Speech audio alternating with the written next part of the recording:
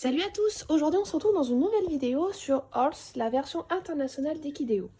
Donc comme vous avez pu le voir dans les précédentes vidéos, en ce moment c'est le concours des labyrinthes médiévaux.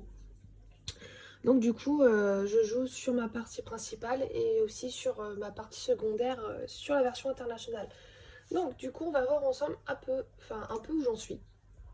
Donc voici la carte sur la version internationale. Alors c'est la même carte sur toutes les versions.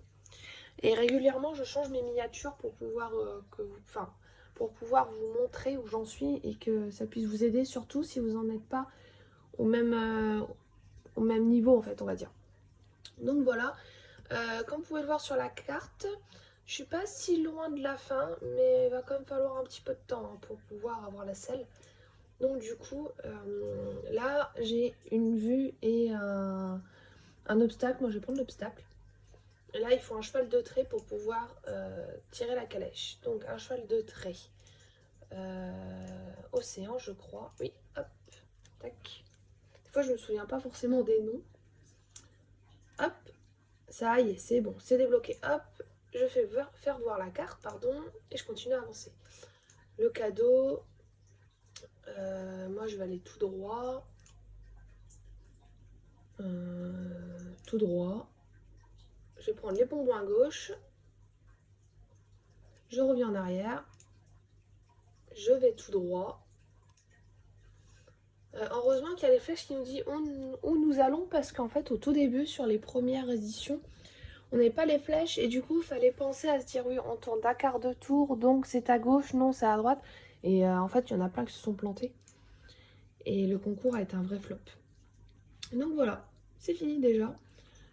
Ça se recharge assez rapidement mais bon, passez le matin et le soir, comme ça vous êtes sûr de pouvoir avancer assez vite. Donc moi j'en suis là en C4. Voilà. Alors au niveau des cadeaux, donc nous avons le bonnet, le tapis et la selle. Et après nous avons donc des fragments, une pomme et un rayon d'hélios pour la personnalisation. On a le sang de méduse. Au niveau reproduction, on a les larmes, on a le bâton, l'éclair. Bah, c'est tout. Après, honnêtement, bon, les bandes, ne servent pas à grand chose, mais c'est toujours sympa, pardon, d'avoir des bonus couleurs. C'est quand même plus sympa que d'être dépareillé. Les bandes 3 pignata, oui, bon. Les brides, aucun intérêt particulier.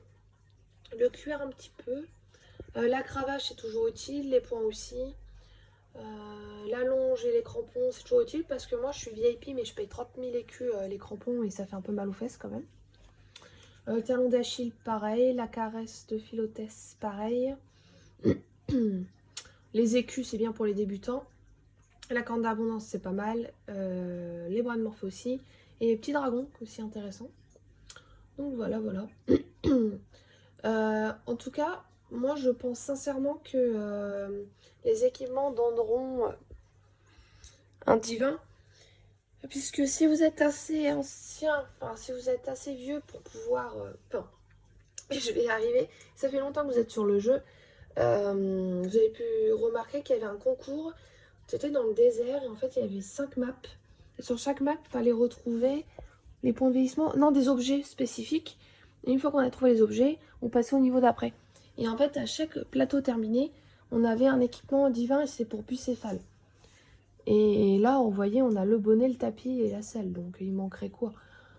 La bride et les bandes. Donc moi, je pense sincèrement que ça donnera un cheval divin. Voilà. Sur ce, j'espère que cette petite vidéo vous aura plu. Et puis sinon, bah, nous on se retrouve bientôt sur la version principale. Très bonne journée à vous. Wani, you will be locked of the game.